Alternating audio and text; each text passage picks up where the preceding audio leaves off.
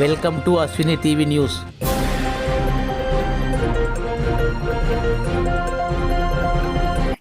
అందరికీ నమస్కారం అండి. కర్నూలు మండలం సూదిరెడ్డిపల్లి గ్రామంలో 1వ తారీఖు అంటే ఈ నెల 1వ తారీఖు సాయంత్రం 7:45 అప్పుడు ఈ కురవ శేషన్న, ఆయన వయసు అరౌండ్ 63 ఇయర్స్, డ్రైవర్గా పనిచేస్తాడు. అంటే ప్రైవేట్ డ్రైవర్గా, లారీలట్ట వెళ్ళే డ్రైవరు. ఆయన తన కూతురు ఇంట్లో పడుకొని ఉండగా అదే గ్రామానికి చెందిన నలుగురు వ్యక్తులు కూడా కురవ సామాజిక వర్గానికి చెందిన కురవ పరశురాముడు, కురవ విజయ్ కుమార్ అలియాస్ కుమారు, కురవ గోవిందు అలియాస్ చౌదరి, కురవ బీసన్న, వీళ్ళు నలుగురు అన్నదమ్ములు.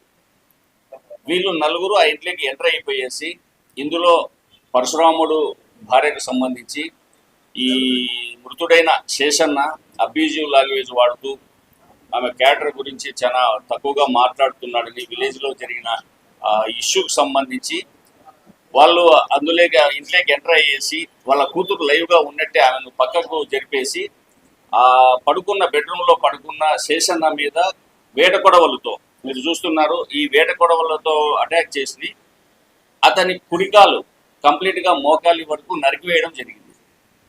నరికివేసినప్పుడు అతను యాక్చువల్గా అప్పటికి నిద్రలో ఉండడము, తర్వాత కొద్దిగా తనకు హెడేక్ ఉండడంతో టాబ్లెట్ వేసుకోవడంతో అతను యాక్చువల్గా ప్రొటెస్ట్ కానీ రెసిస్ట్ కానీ చేసే పరిస్థితులు కూడా లేడు. కానీ అతని కాలు నుంచి కంప్లీట్గా హ్యామరేజ్, అంటే బ్లీడింగ్ బాగా హ్యామరేజ్ పోవడంతో అతను అక్కడే బెడ్ మీదనే కదలేని స్థితిలోనే చనిపోయాడు.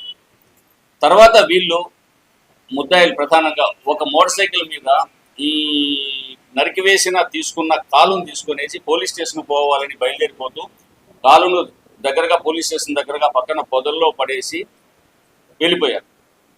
వెళ్ళిపోయాక మనకు కంప్లైంట్ రావడంతో ఇమ్మీడియట్గా అప్పటికి సిఐ శ్రీధర్ గారు లీవ్లో ఉండడంతో ఇన్ఛార్జ్ సిఐ రూరల్ సిఐ గారిని చంద్రబాబు నాయుడు, తర్వాత ఎస్ఐ గారిని చంద్రశేఖర్ రెడ్డి, తర్వాత స్టాఫ్ అంతా కూడా ఇమ్మీడియట్గా అక్కడ విజిట్ చేసి అక్కడ మొత్తం నేరస్థలాన్ని పూర్తిగా పోలీసులు స్వాధీనంలోకి తీసుకోవడం జరిగింది.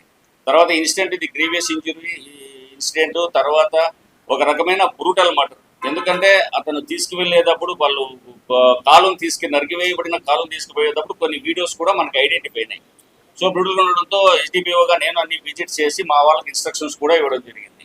సో దీని విషయంలో ఇమ్మీడియట్గా కూతురు కంప్లైంట్ మేరకు crime number 257/2025 under section murder case కింద తాలూకా యూపీఎస్లో కేసు రిజిస్టర్ చేసి ఇమ్మీడియట్గా టేకప్ చేయడం జరిగింది. దర్యాప్తులో భాగంగా మొత్తం ఇమ్మీడియట్గా శవ పంచాయతీ జరిపించేసి శవం మీద ఉన్న రక్తపు మరకలు, తర్వాత గుడ్డలు, తర్వాత అక్కడ నేరస్థలంలోని రక్తపు మరకలు ఇవన్నీ కూడా స్వాధీనం చేసుకునేసి దర్యాప్తు పోస్ట్ మార్టం పూర్తి చేసి క్రిమేషన్ కూడా బందోబస్తు సమస్యలో నిర్వహించడం జరిగింది. దీనికి సంబంధించి నిన్న సాయంత్రం అనగా 6వ తారీఖు సాయంత్రము నలుగురు ముద్దాయిల్ని కూడా వెంకన్న బావి దగ్గర అరెస్ట్ చేసి వాళ్ళ వద్ద నుంచి రక్తపు మరకలతో ఉన్న వాళ్ళ గుడ్డలు పక్కన సెపరేట్గా దాచిపెట్టుకున్నారు. ఆ గుడ్డలు, తర్వాత హత్యకు వాడిన 2 వేట కొడవళ్ళు, అలాగే వాళ్ళు వాడిన మోటార్ సైకిల్ కూడా, ఇవన్నీ స్వాధీనం చేసుకునేసి ఇమీడియట్గా అరెస్ట్ చేసి స్టేషన్ తీసుకోవడం జరిగింది. వారికి సంబంధించి వాళ్ళు ఇమీడియట్గా కోర్టుకు ప్రొడ్యూస్ చేస్తాము. దీంట్లో యాక్చువల్గా జ్యుడిషియరీ ఆఫీసర్లను కూడా రిక్వెస్ట్ చేయడం జరిగింది. ఎందుకంటే మర్డర్ చేయడం ఒక రకంగా కాలు నరికేసి చేయడం అయితే, కాలును పబ్లిక్గా ప్రజలు చూస్తుండగా ఎగ్జిబిట్ చేస్తూ మోటార్ సైకిల్ తీసుకోవడం అనేది చాలా అమానుషంగా పోలీస్ డిపార్ట్మెంట్ కూడా చేయడం జరిగింది, దాన్ని టేకప్ చేయడం జరిగింది. అలాగే కోర్టు కూడా జ్యుడిషియల్ ఆఫీసర్లు కూడా రిక్వెస్ట్ చేయడం జరిగింది. సో ఈ ముద్దాయిలు ఇంకా రిమాండ్లో ఉన్నట్టుగానే ట్రయల్ త్వరగా పూర్తి చేసి, దర్యాప్తు కూడా పూర్తి చేసి, ఈ రక్తం మరకలు ఉన్న గుడ్డలు కొడవలు అన్ని కూడా మేము ఎఫ్ఎస్ఎల్ పంపించి త్వరగా రిపోర్టు తెచ్చుకునేసి ఈ ట్రయల్ త్వరితగతిన పూర్తి చేసి ముద్దాయిలు శిక్ష పడేటట్లుగా చేయాలనేది పోలీసులు దీంట్లో సంకల్పించుకున్నారు. సో ఈ కేసుకు సంబంధించి ఆఫీసర్ల దృష్టికి కూడా ఈ విధంగా నలుగురిని అరెస్ట్ చేయడము, దాంట్లో ప్రధాన పాత్ర వహించిన సిఐ శ్రీధర్ గారు, ఎస్ఐ చంద్రశేఖర్ రెడ్డి, రామాంజనేయులు ఎస్ఐ, తర్వాత సిబ్బంది అందరికీ కూడా ఎస్పీ గారి దృష్టిలో పెట్టేసి వాళ్ళందరినీ అభినందించడం కూడా సార్ చెప్పారు. తర్వాత వాళ్ళకి రివార్డులు కూడా ప్రపోజల్ చేయడం జరిగింది. సో ఈ విధంగా ప్రజలకు కూడా విన్నవించేది ఏమంటే, ఏదైనా ఇష్యూస్ ఉంటే పోలీసుల దృష్టికో లేకపోతే తీసుకురావాలని కోరుకోవడం ఒకటి.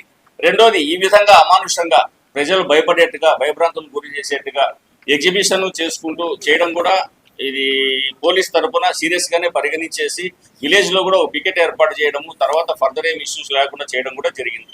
సో ఇది ఇవాళ ఈ అరెస్ట్కి సంబంధించి అందరికీ మీడియా మిత్రుల ద్వారా తెలియజేస్తున్నాం. Thank you.